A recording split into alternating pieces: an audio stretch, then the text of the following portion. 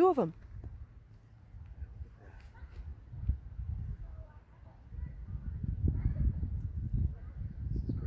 So this is not how I thought I would start this video. We were walking into position and then we caught this awesome moment between two of our resident snapping turtles in the pond, and I started recording, and then I said, oh, well, this will be the new start to our video, which is take a walk around the pond with Ranger Dan. With me is Ranger Dan. Hi everybody. And you are joining us for our lunch hour special of the Great Give. This is oh, there comes a slider. Let's see.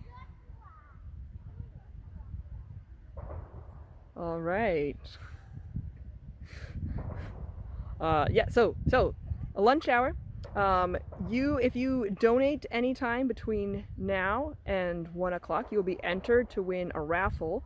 We are raffling off a Trader Joe's bag of goodies that you can win, and you can help us get more money from the Valley Community Foundation. So your dollar goes further during the Great Give.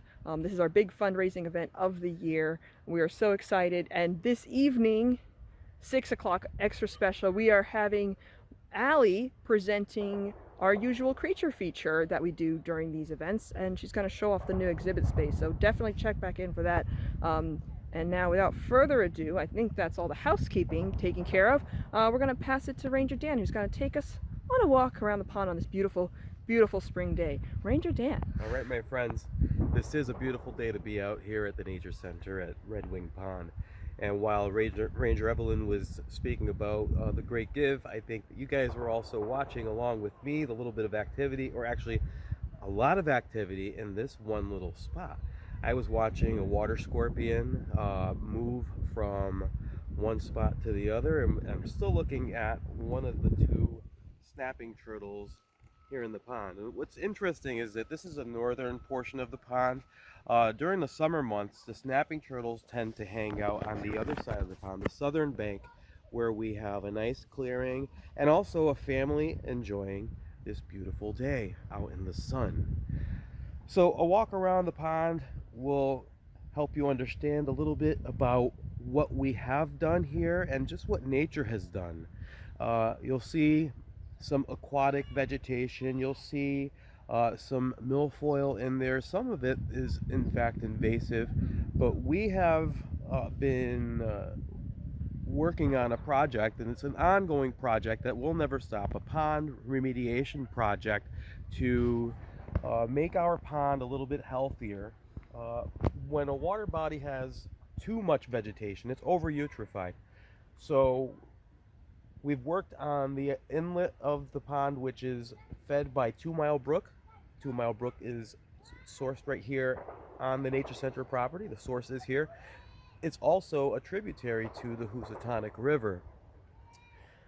But this pond for a while was unhealthy. It had too much vegetation in the water and also over and around the water. So what we have done is thin some of the vegetation just to make things healthier.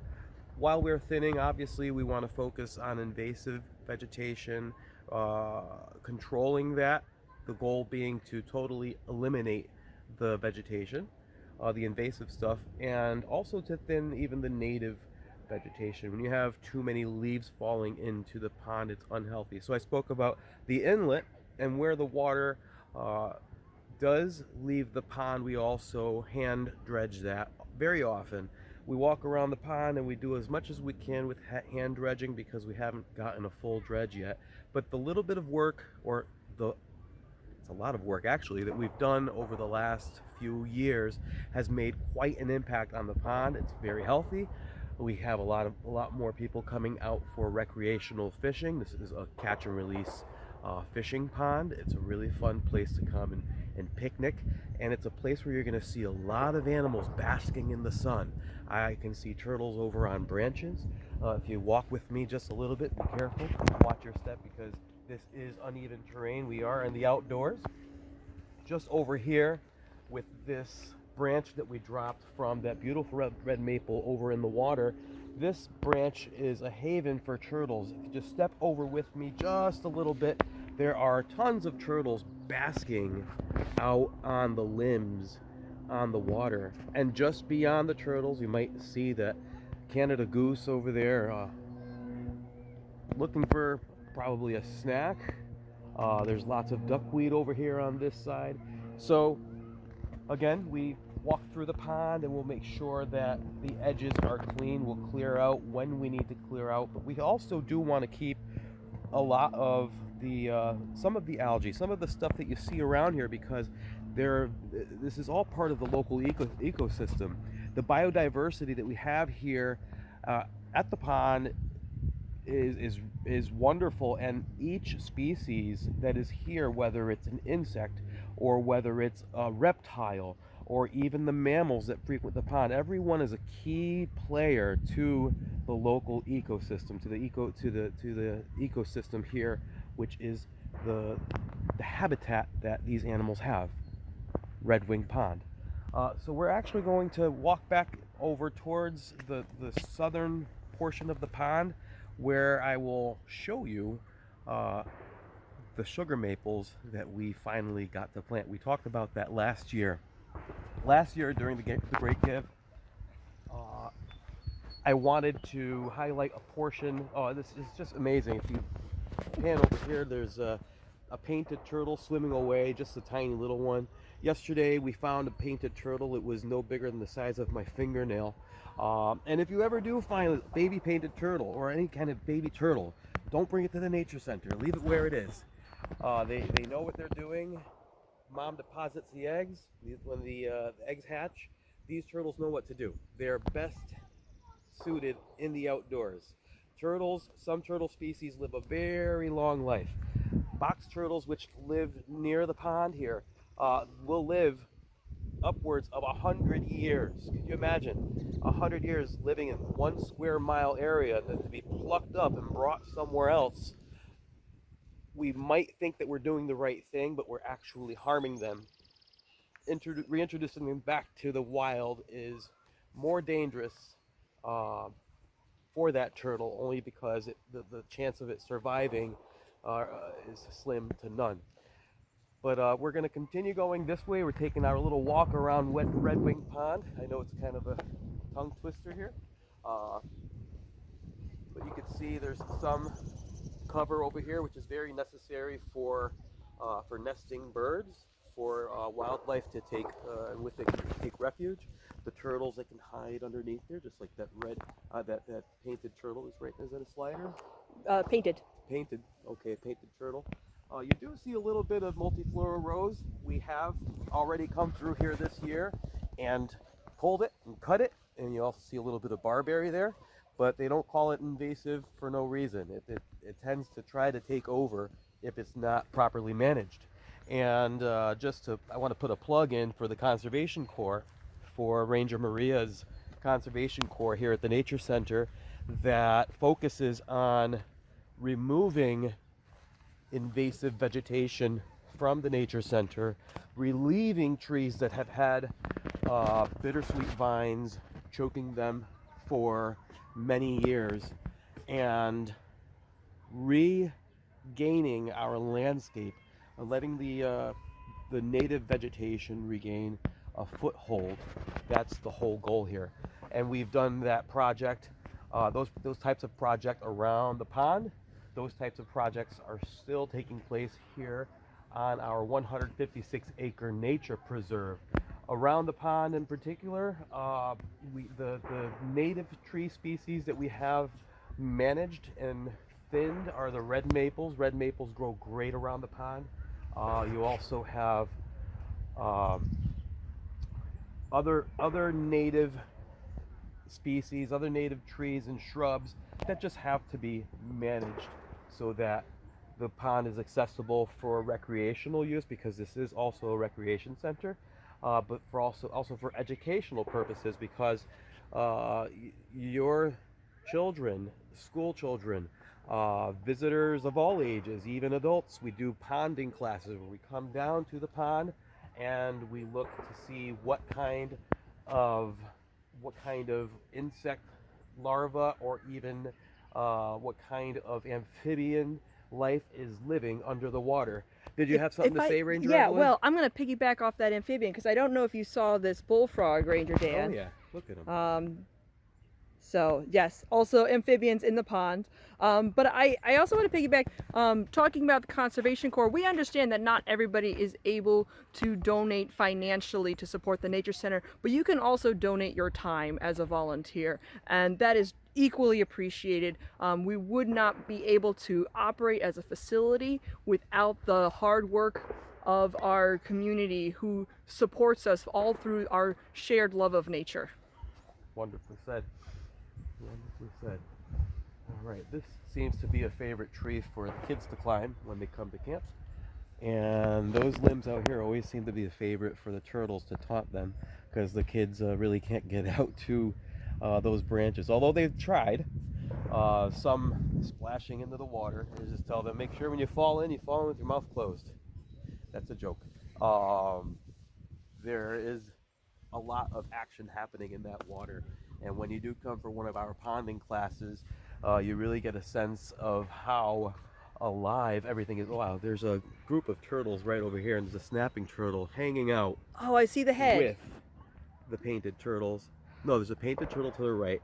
There are red-eared sliders to the left and a snapping turtle. Red-eared sliders are invasive. It's an invasive turtle species that's been introduced to the Northeast. They are an aquatic turtle that comes from a bit further south, and the issue with them is that they could aggressively compete for resources with the native turtle population, the native painted turtle population. In our pond, they seem to both flourish, but it's just neat to see the three species all together in one place right now, trying to get the best from the sun and the protection from these.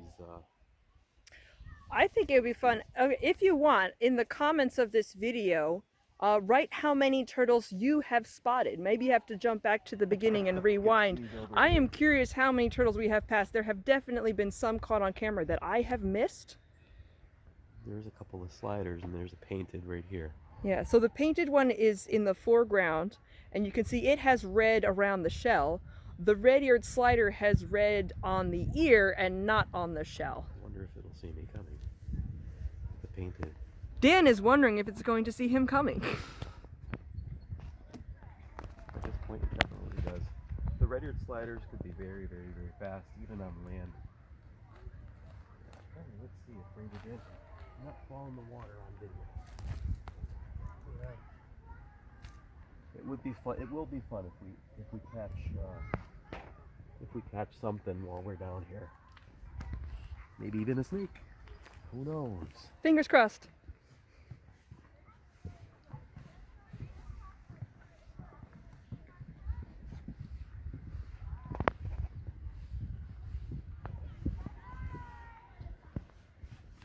There's some more turtles basking out on the pond over here.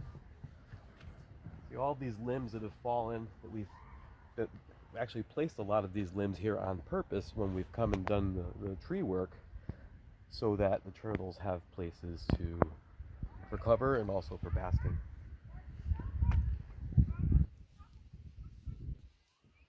These animals, of course, are cold-blooded, so they can't regulate their own body temperature like we do, and they take full advantage of the sun. Here's another snapping turtle, and it's definitely none of the ones that we've seen already, because the ones that we've seen have stayed in their area, unless this one here has been following us the whole time, which is not. I think this one has just been hanging out over here as well. It's amazing to see so much happening down here. You guys picked a good day to come out on a walk.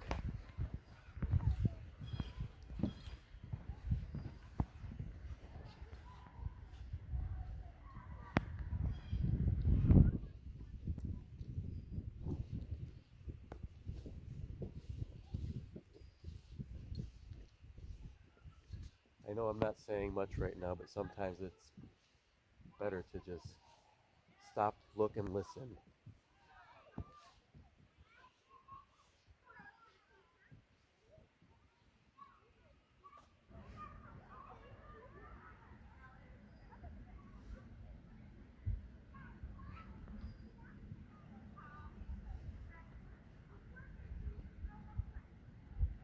Now, dredging, whether it's machine dredging or hand dredging, is important for a pond this size. It's about a 2 acre pond because as a prime example right over here, just a couple of days of buildup because of a few fallen limbs will create a chain reaction. The rest of the pond will then back up.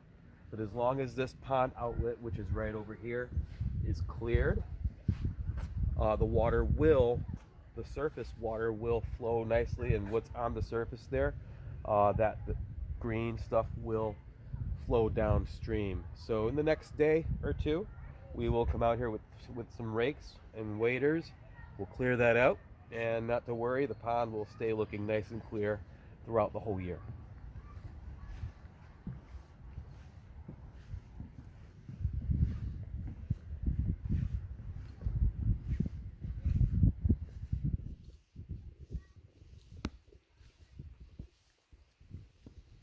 Okay, so this is the spot that I started my last year's Great Give talk or speech, and this is the area that I was referring to where we had a vision to see a sugar bush planted.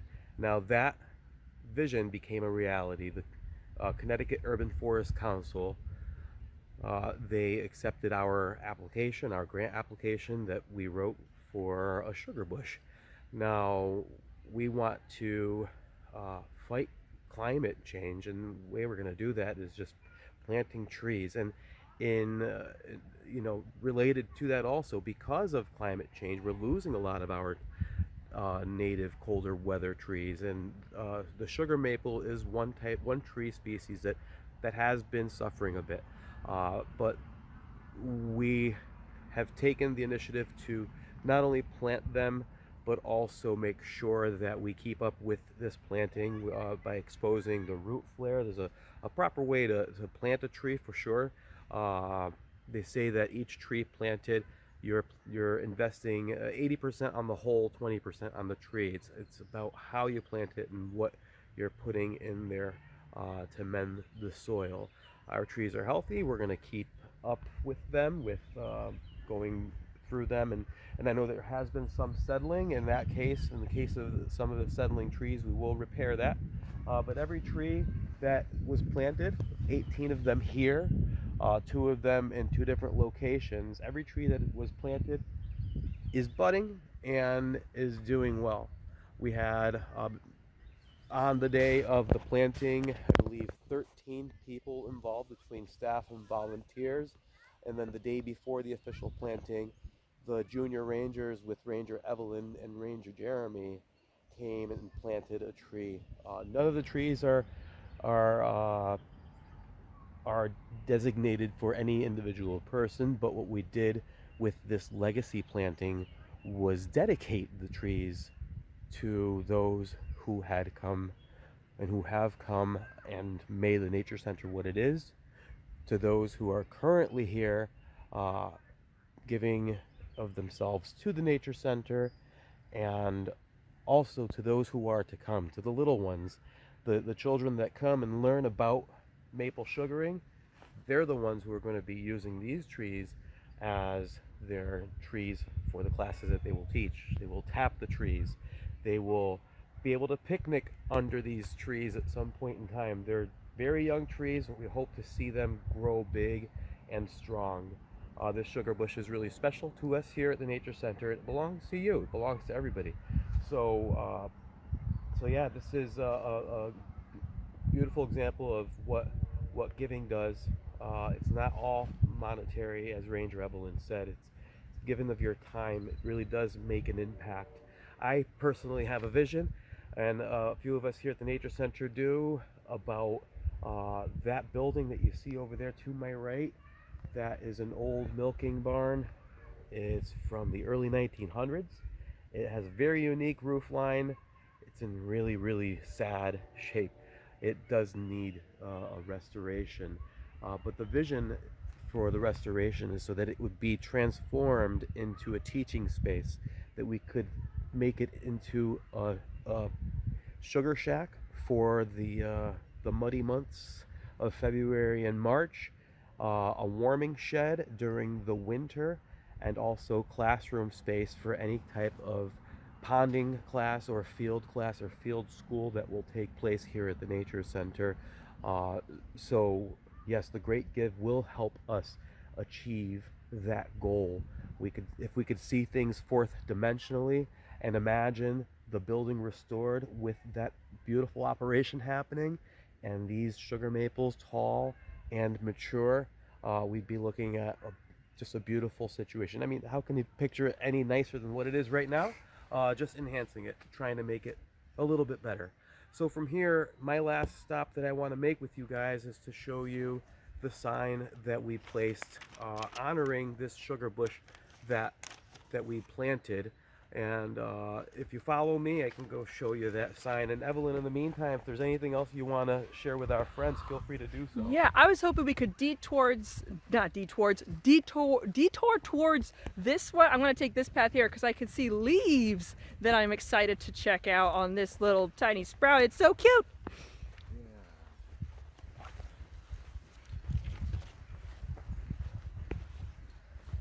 It's going to be big and tall someday.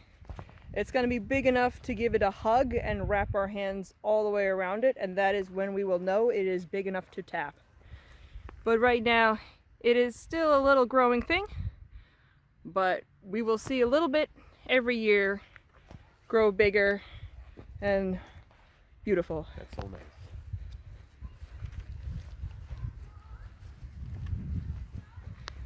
They're all kind of budding in different stages or at different speeds. This one's leafing out before you know it. It's still at that fuzzy stage. Yeah. I'm gonna try not casting a shadow on our sign. So here's a sign that Ranger Evelyn and I worked together to design. And I'll read it to you guys. We wanted to commemorate this planting, the event, the whole process, everything that led to it. And so the Nature Center did so, and the Connecticut Urban Forest Council was very gracious enough for the educational component of this planting. And it reads, Legacy Sugarbush Tree Planting. In September of 2023, the Ansonia Nature and Recreation Center planted 20 sugar maple trees in response to the changing climate and the loss of mature sugar maples throughout the park. Made possible by a grant from the Connecticut Urban Forest Council, this sugarbush benefits future generations of conservationists in the form of educational programming, as well as providing clean air and shade. As the trees mature, they will become part of the larger local ecosystem. The Legacy Sugarbush is dedicated to future environmentalists, to those who are no longer with us, and to the ones whose duty it currently is to care for the land. And at the bottom there's a really cool quote.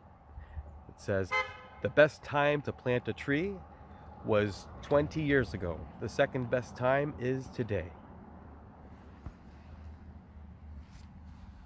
So this concludes our lunch hour video, although it is not the end of lunch hour. That ends on the hour, so there is still time to make a donation to the Friends of the Ansonia Nature Center. You can find the link at the top of it should be pinned to the top of our Facebook page. It's also, you can find it on our website, www.ansonianaturecenter.org. And any amount, no amount is too small. Every little bit helps. It enters you into win a raffle. It helps us get more funds, and it helps make all of these projects possible at the Nature Center, as well as helping to feed our animals. And there's so much that goes into running our facility, and so many things we have yet to do. With that, I'm going to leave you just with another reminder that our next sort of video coming up is tonight during the happy hour. That is with our director, Allison Rubelman. She's going to show off our new exhibit space and our animals. I hope to see you there. Just a quick correction. I said at the start of the video that our creature feature for our happy hour this evening was going to start at 6 o'clock. That actually starts at 5 o'clock. Hope to see you there.